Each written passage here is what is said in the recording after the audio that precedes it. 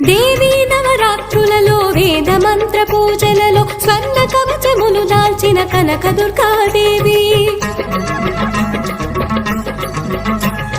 భవబంధాలను బాపే బాలా త్రిపుర సుందరి నిత్యానందము కూర్చే అన్నపూర్ణాదేవి లోక శాంతిని సంరక్షించే సుమంత్రమూర్తి గాయత్రి